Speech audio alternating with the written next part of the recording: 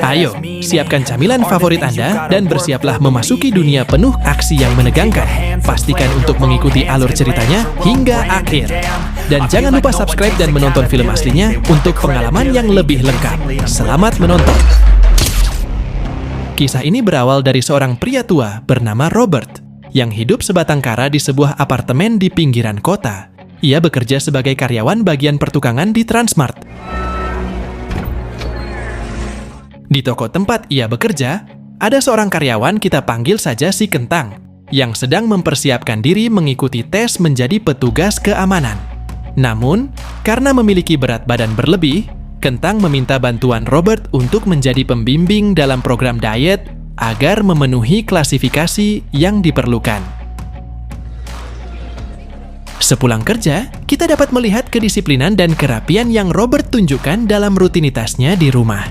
Ia melakukan segala sesuatu dengan rapi, bersih, dan teratur. Barang-barang selalu diletakkan di tempat yang sama, mencerminkan kepribadiannya yang teliti. Robert sulit tidur lebih awal, sehingga ia kerap keluar malam untuk menikmati secangkir teh di kafe langganannya. Di kafe itu, Robert sering bertemu dengan Terry, seorang gadis muda dengan profesi sebagai kupu-kupu malam.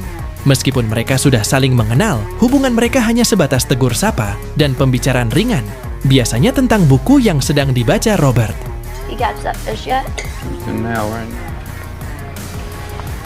Keesokan paginya, kehidupan Robert kembali terlihat normal seperti biasanya, tampak wajar dan tidak mencolok.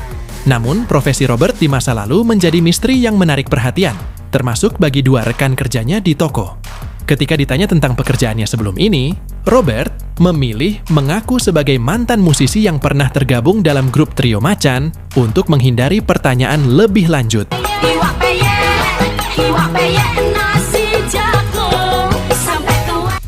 Singkat cerita, malam pun tiba. Tepat pukul 2 dini hari di kafe yang sama, Robert kembali melihat Terry yang baru saja keluar dari kegiatannya. Robert sempat mengobrol sebentar dengan Terry, masih membahas isi buku yang sedang dibacanya, sebuah kisah tentang seorang nelayan yang berjuang menangkap ikan di laut. Dari perbincangan mereka, Robert semakin yakin bahwa Terry menjalani pekerjaannya dengan sangat terpaksa. Tika Slavi, seseorang yang dikenal Terry, menelepon dan memaksanya untuk menemui seorang pelanggan yang sebelumnya sempat ia tolak karena berperilaku kasar. Terry tidak punya pilihan selain menurut, karena Slavi mengancam akan mengeluarkannya dari pekerjaan.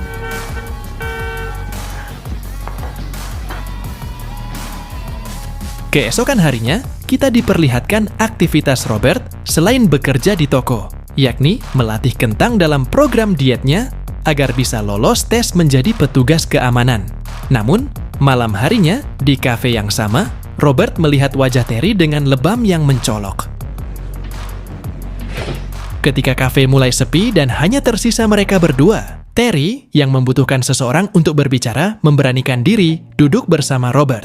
Dalam percakapan itu, Terry mengungkapkan nama samarannya, Alina, dan berbagi tentang cita-citanya yang terpendam untuk menjadi musisi atau penyanyi. Ia bahkan memberikan rekaman lagu yang pernah dibuatnya sebagai tanda persahabatan.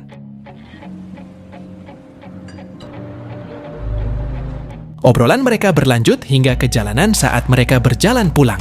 Namun, di tengah perjalanan, sebuah mobil muncul. Slavi, pria yang menelepon Terry sebelumnya, keluar dari mobil dan dengan kasar menampar Terry karena terus menolak teleponnya. Robert sempat hendak bertindak, tetapi ia kembali memilih untuk diam, merasa tidak memiliki hak mencampuri urusan orang lain. Ironisnya, Slavi malah memberikan kartu namanya kepada Robert, menawarkan hiburan jika ia membutuhkan.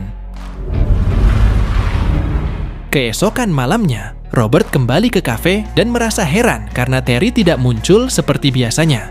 Kekhawatirannya terjawab ketika penjaga kafe memberitahu bahwa Terry sedang dirawat di ruang ICU akibat kekerasan yang dialaminya. Hati Robert terasa sakit melihat kondisi Terry yang terbaring di rumah sakit dengan wajah dan tubuh penuh luka. Di balik pekerjaannya, Terry hanyalah seorang gadis muda yang berjuang untuk bertahan hidup. Saat melihat Terry menangis di tempat tidur, kemarahan Robert memuncak, mengutuk keras tindakan pelaku.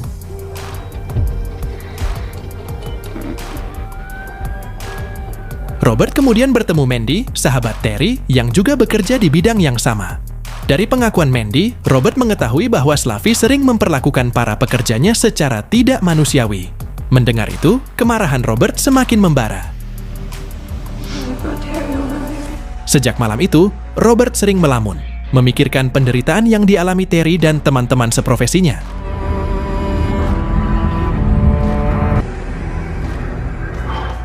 Suatu malam, di sebuah warung ala Prancis, Slavi tiba dengan mobil sportnya. Ia langsung menuju kantornya, yang juga merupakan markas mafia Rusia cabang Doli. Setelah menyapa anak buahnya dan duduk di singgasananya, tiba-tiba pintu terbuka, dan muncul seseorang yang sama sekali tidak diduga. "Kulo nuwun," ucap pria tua itu dengan tenang. Dialah Robert, seorang karyawan toko biasa, yang kini berdiri di tengah ruangan penuh mafia kejam. Dengan keberanian luar biasa, Robert menyerahkan kembali kartu nama milik Slavi, sekaligus menawarkan uang untuk membeli kebebasan Terry. Give you $9,800. Keberadaan Robert di ruangan itu membuat semua orang terkejut.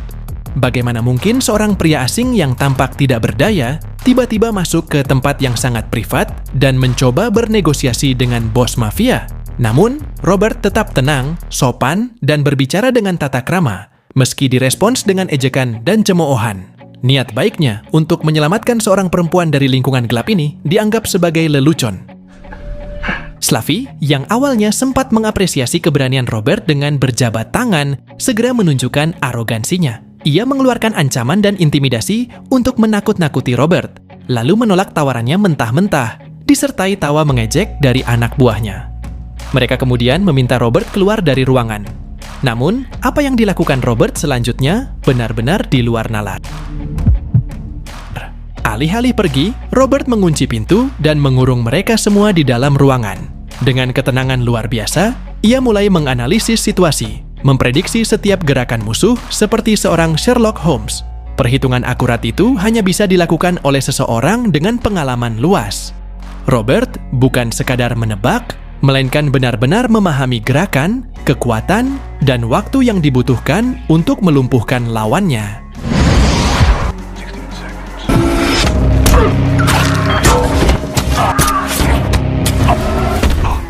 Hanya dalam 28 detik, Robert berhasil melumpuhkan 5 pria muda yang kuat dan bersenjata. Slavi, yang sebelumnya merasa tidak terkalahkan, dibuat menyesal dan penasaran dengan sosok Robert. Jika saja ia menerima tawaran Robert tadi, mungkin nasibnya tidak akan seperti ini. Kini, kerajaannya porak-poranda hanya dalam sekejap oleh seorang pria tua yang awalnya tampak biasa-biasa saja. Keesokan harinya, berita tentang pembantaian brutal yang melibatkan Slavi dan anak buahnya langsung menghiasi media. Dugaan sementara menyebutkan bahwa insiden itu adalah akibat perang antar geng mafia, sehingga Robert tidak perlu khawatir akan terseret dalam kasus ini. Namun, berbeda dengan pandangan umum, ada satu orang yang mencurigai kejanggalan dalam kasus ini. Dia adalah Teddy, seorang utusan khusus dari Pushkin, bos besar mafia, dan majikan Slavi. Teddy Bear tidak percaya pada narasi perang antar geng yang beredar. Setelah melakukan analisis di lokasi kejadian, ia menyimpulkan bahwa pembantaian ini dilakukan oleh satu orang saja, seseorang yang sangat profesional dalam membunuh. Teddy segera menemui beberapa oknum aparat kepolisian, sebut saja Sambo. Kedatangan Teddy membuat para aparat tersebut merasa terintimidasi. Ready for business? Seperti Robert, Teddy adalah sosok yang sangat terorganisir dan menghargai waktu. Bersama Sambo, ia mendatangi markas mafia Irlandia untuk mencari tahu apakah mereka terlibat dalam kematian Slavi. Sambo yang mendampingi Teddy merasa ketar-ketir, terutama melihat bagaimana Teddy bertindak brutal tanpa ragu. Dalam salah satu interaksinya, Teddy bahkan menghantam kepala seseorang dengan asbak hanya untuk memastikan pendapatnya benar.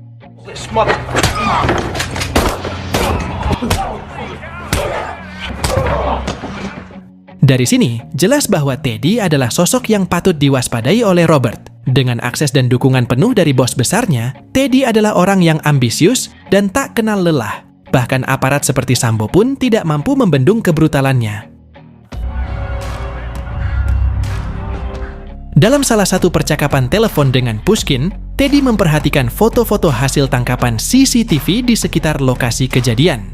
Ia melaporkan temuannya dengan keyakinan 100% bahwa Slavi dan anak buahnya bukan dibunuh oleh sembarang orang. Dari bekas luka yang ia analisis, Teddy menyebut bahwa ini adalah teknik membunuh yang sangat luar biasa. Bahkan ia sendiri belum pernah melihat hal seperti ini sebelumnya. Sementara itu, di sisi lain, cerita beralih ke Robert yang baru saja mendapat kabar bahwa Kentang mengundurkan diri dari pekerjaannya. Penasaran dengan alasannya, Robert langsung mengunjungi warung milik Ibu Kentang yang kondisinya baru saja habis terbakar. Di sana, Kentang akhirnya jujur bahwa ia memutuskan untuk mundur dari pekerjaannya dan membatalkan tes menjadi petugas keamanan demi fokus membantu usaha toko kelontong ibunya yang sedang kesulitan. Usut punya usut, kebakaran warung Ibu Kentang bukanlah kecelakaan biasa. Ternyata, ada 2 oknum aparat kepolisian yang sering memalak para pedagang kecil di wilayah tersebut. Karena Ibu Kentang tidak memberikan setoran selama 2 bulan terakhir, mereka diduga membakar warung itu sebagai peringatan. Malam itu, kedua oknum polisi tersebut kembali mendatangi warung Ibu Kentang untuk menagih jatah mereka. Namun, tanpa mereka sadari, Robert diam-diam merekam aksi busuk mereka. Setelah mengumpulkan bukti, Robert menghadapi mereka. Dengan keberanian dan ancamannya untuk menyebarluaskan video itu, Robert memaksa mereka mengembalikan uang yang mereka ambil dari para pedagang kecil. Beberapa hari kemudian, terlihat Kentang sudah memakai seragam satpam. Bukti bahwa bantuan Robert selama ini sukses mengubah hidupnya. Momen itu semakin menguatkan peran Robert sebagai seorang pahlawan bagi orang-orang di sekitarnya. Sementara itu, Teddy yang semakin dekat dengan Robert akhirnya menemukan petunjuk dari Mandy, sahabat Terry.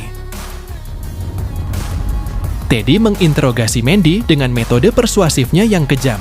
Ketika Mandy memberikan ciri-ciri pria yang dicari, yang tak lain adalah Robert, Teddy tanpa ampun mencekik Mandy hingga tewas.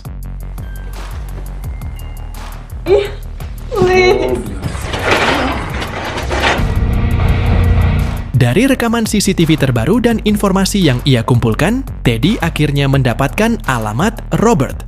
Dengan bantuan beberapa oknum aparat, ia segera meluncur untuk menghadapi pria misterius yang telah mengguncang dunia mafia ini. Dan inilah momen yang paling ditunggu-tunggu, pertemuan pertama antara 2 sosok dengan insting tajam dan kemampuan mematikan. Teddy, dengan gaya elegan namun intimidatif, mencoba menggali lebih dalam siapa Robert sebenarnya. Sementara Robert tetap tenang, memainkan perannya sebagai pria tua biasa. Percakapan mereka penuh ketegangan. Teddy ingin mempelajari lebih banyak tentang Robert, asal-usulnya, siapa yang mungkin mendukungnya, dan bagaimana ia bisa memiliki keterampilan mematikan seperti itu. All lies, yes, I want to know who he's working for. Robert, di sisi lain, dengan tenangnya meninggalkan ruangan, memanfaatkan waktu untuk merancang langkah berikutnya. Singkat cerita, ketika di kafe yang sama, Robert duduk membaca buku ketika seorang pria berbadan besar yang menyamar sebagai petugas PLN mendekatinya. Namun, hanya dengan satu pandangan, Robert menyadari bahwa pria itu bukanlah pekerja biasa. Robert keluar dari kafe sambil mengambil foto Teddy yang masih berada di dalam mobil, memberikan pesan tak langsung bahwa permainan baru saja dimulai. Gagal menangkap Robert di kafe, Teddy dan anak buahnya langsung menuju apartemen tempat Robert tinggal. Tapi ketika mereka tiba, apartemen itu sudah kosong, hanya menyisakan botol obat antimo, memberi kesan bahwa Robert telah kabur jauh. Namun, tanpa mereka sadari, Robert telah menyewa apartemen baru di seberang tempat lamanya dan diam-diam memasang kamera kecil untuk memantau setiap gerakan mereka.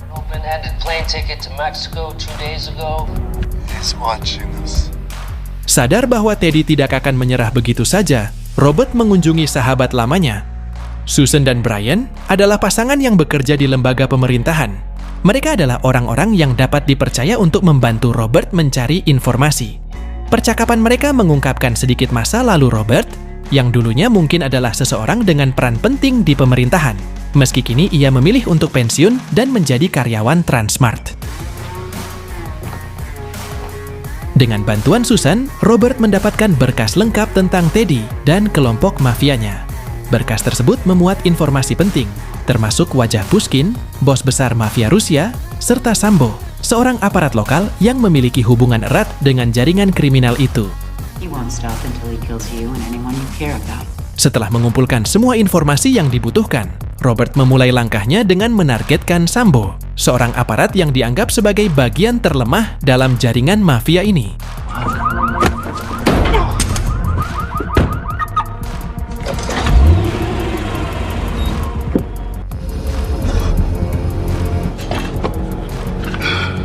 Pushkin.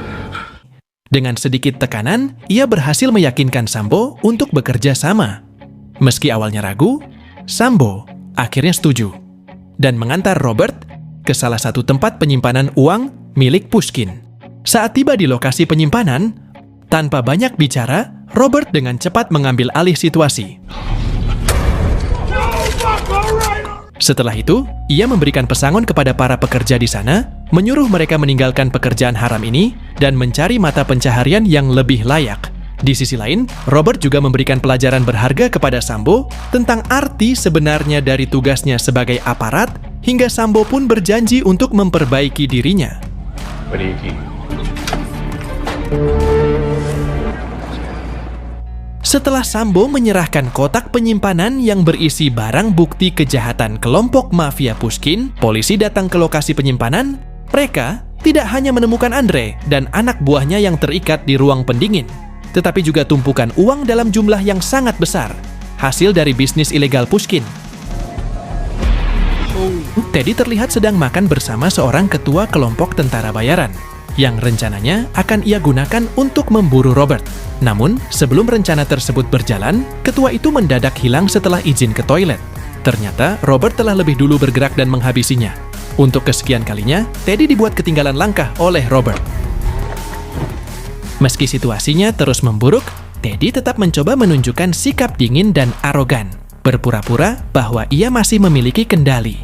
Namun, seperti yang ia lakukan pada Slavi sebelumnya, Robert menemui Teddy secara langsung. Dengan penuh adab, ia menawarkan Teddy pilihan, memberikan waktu untuk berpikir, serta meninggalkan nomor telepon untuk dihubungi jika Teddy sudah mengambil keputusan.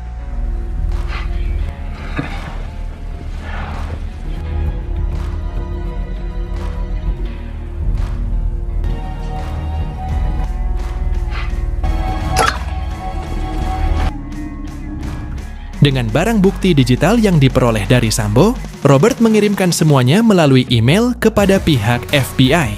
Robert tak sengaja menemukan salah satu properti milik Pushkin berupa kapal yang berisi tangki minyak. Untuk memaksimalkan tujuannya dan membuat situasi semakin panas, Robert dengan sengaja meledakkan kapal tersebut.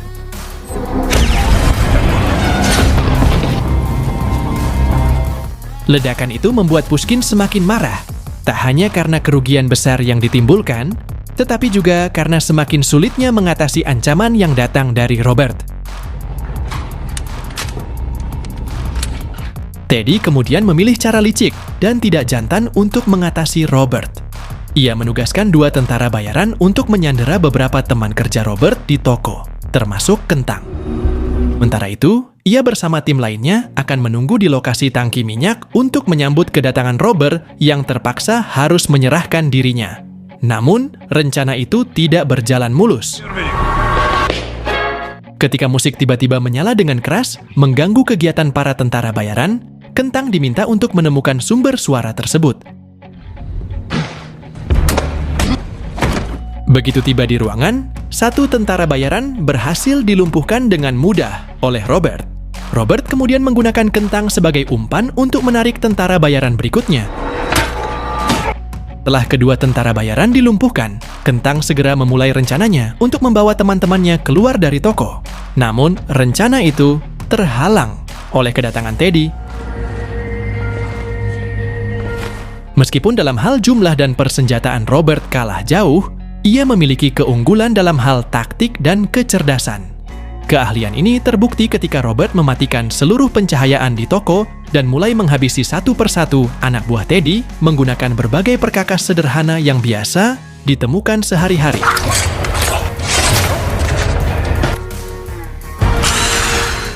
Setelah berhasil mengalahkan hampir setengah pasukan Teddy, Robert harus menghadapi tentara bayaran yang lebih tangguh. Meskipun sempat kewalahan, Robert akhirnya berhasil mengalahkannya dengan usaha keras.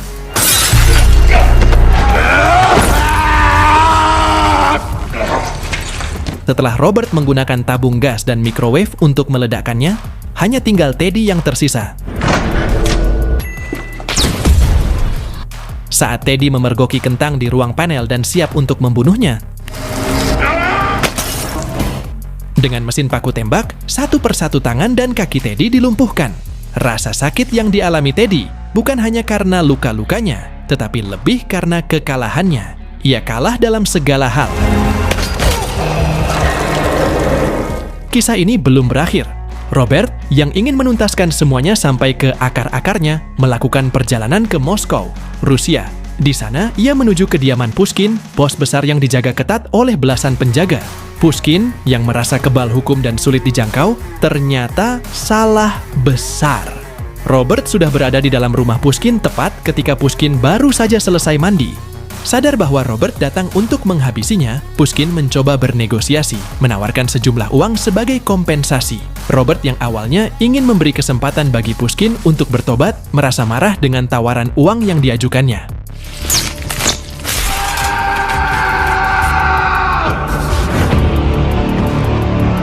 Pada akhirnya, Robert berhasil menuntaskan apa yang sudah direncanakannya. Terry kini sudah pulih dan bersih dari dunia malam, bahkan berencana untuk terjun ke dunia musik. Begitu juga dengan Kentang dan karyawan toko lainnya yang kembali menjalani kehidupan normal mereka. Dampak dari tindakan brutal, Robert jelas terasa. Meskipun ia menghabisi orang-orang jahat dengan cara yang keras, mereka yang tersisa mendapat kesempatan untuk memulai hidup baru.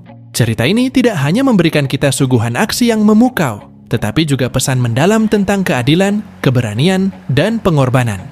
Robert Mikoll mengajarkan kita bahwa meskipun dunia penuh ketidakadilan, masih ada orang-orang yang berani berdiri untuk membela kebenaran, bahkan dengan risiko besar. Melalui perjuangannya, kita belajar bahwa hidup bukan hanya tentang menerima keadaan, tetapi juga tentang mengambil tindakan untuk membawa perubahan. Setiap keputusan membawa konsekuensi, dan keberanian untuk menghadapi konsekuensi tersebut adalah yang membuat seseorang menjadi luar biasa.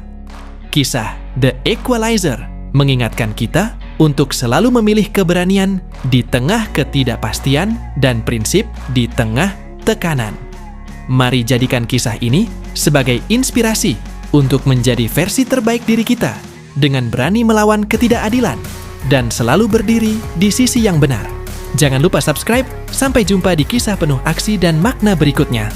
Teruslah bermimpi, teruslah beraksi, dan jadilah pahlawan dalam hidup Anda sendiri.